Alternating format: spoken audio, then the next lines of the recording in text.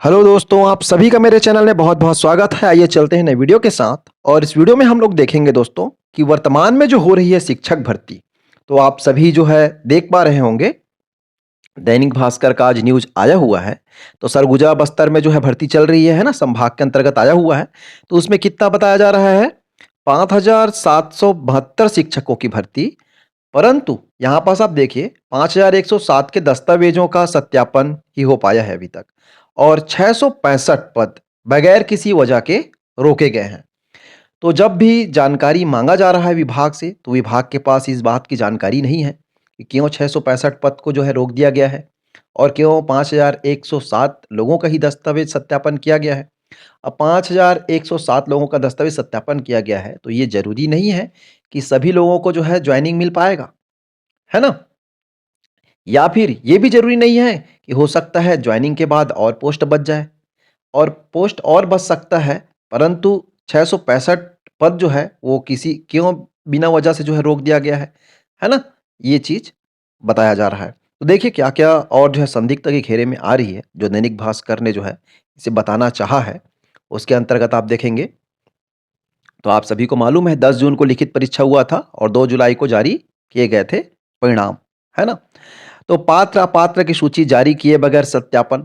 तो आप सभी को मालूम है भाई, मैं भी जो है अपने जीवन में पहली बार देख रहा हूँ कि पात्र अपात्र सूची जारी किए बगैर क्या किया जा रहा है? सत्यापन किया जा रहा है ना? तो परीक्षा में शामिल होने वाले अभ्यर्थियों का कहना है कि व्यापम में मेरिट लिस्ट जारी की और पात्र अपात्र की सूची जारी कर दावा आपत्ति मंगाने की प्रक्रिया पूरी किए बगैर ही दस्तावेज का सत्यापन का काम शुरू किया गया है। और मेरे जानकारी के हिसाब से अभी तक वर्तमान में पहले काउंसलिंग और बाद में सत्ता दस्तावेज सत्यापन पहली बार हो रहा है। पहले क्या होता था? पहले दस्तावेज सत्यापन होता था, उसके बाद काउंसलिंग की प्रक्रिया एक्चुअल में जगह के लिए कौन से स्थान पे आपको ड्यूटी करना है उसके लिए होता है ना?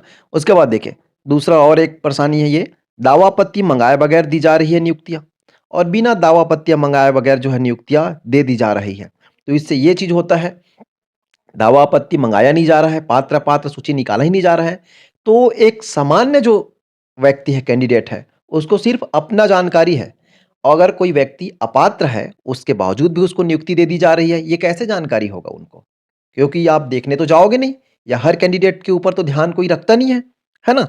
तो देखिए, पात्र मिले अभ्यर्थियों के दस्तावेजों के सत्यापन के बाद सीधे नियुक्ति दी जा रही है, जबकि अब तक हर परीक्षा में पात्र अपात्र की सूची जारी करने के बाद दावा आपत्ति मंगाई जाती रही है। लेकिन इस परीक्षा में पारदर्शिता के नियमों की अनदेखी करते हुए सीधे नियुक्ति दी जा रही है। इस चीज़ को भी आप सभी के सभी जानते हैं। और एक और देखिए, पहले चरण के सत्यापन में नहीं पहुंचे थे सैकड़ों अभ्यर्थी। तो पहले चरण का जब सत्यापन हुआ था शिक्षक अभ्यर्थियों का, तब यह बताया जा रहा है 350 अभ्यर्थी जो है पहुंचे ही नहीं थे। ऐसे में नियुक्तियां देने पर सवाल खड़े हो रहे हैं। मेरिट लिस्ट में शामिल कई अभ्यर्थियों को दस्तावेज के सत्यापन के लिए नहीं बुलाया गया है ना? मेरिट लिस्ट में शामिल होने के बावजूद भी उनको दस्तावेज सत्यापन के लिए नहीं बुलाया गया है। ये चीज़ भी जो है जानकारी निकल कर के सामने आ रही है दोस्तों। और देखिए, 665 पद जो है बगैर किसी वजह के रोके गए हैं, है ना? तो 665 रोकने का कारण अगर अधिकारियों से पूछा जा रहा है, तो ये बताया जा रहा है उसका जो है क्या कारण से रोका गया है, इसका जो है लोक शिक्षण संचालय और व्यापम के अधिकारियों, इसकी कोई भी वजह नहीं बताया जा रहा है ना? तो लोक शिक्षण संचालय के पास इसकी कोई जानकारी है ही नहीं। और 665 पद को क्यों रोका गया है, तो कोई जानकारी नहीं दिया जा रहा है।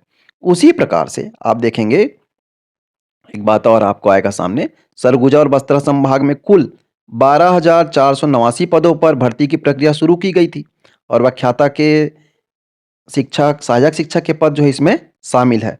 और सबसे ज़्यादा पद जो है इसमें किसमें है? सहायक शिक्षक के हैं। 6,285 पोस्ट जो है आप यहाँ पास देख रहे होंगे, है ना? उसी प्रकार से 5,772 पोस्ट जो है शिक्षक के हैं, और व्याख्याता के 432 पद है। तो लगभग पौने 2 लाख अधिक युवाओं ने इसके लिए आवेदन किए थे। और कल मैंने एक वीडियो में और आप सभी को बताया हुआ था कि 3,190 3,190 जो है, क्या चीज़ बताया जा रहा है? इतने पोस्ट को जो है बैकलॉग दिया गया है, ऐसा बताया जा रहा है। परंतु इससे कहीं ज़्यादा पोस्ट जो है पुराने बार में बचा हुआ था दोस्तों। तो इस ओर भी आपको ध्यान आकर्षित करना था कि किसी भी प्रकार की गड़बड़ी ना हो। अगर समय के साथ चल रही है ये भर्ती तो पूर्ण रूप से और सही तरीके से जितने भी पात्र अभ्यर्थी हैं, जो भी फुलफ़िल करते हैं, है ना? उन सभी को जो है मिलना चाहिए मौका और सभी को जो है भर्ती होना चाहिए।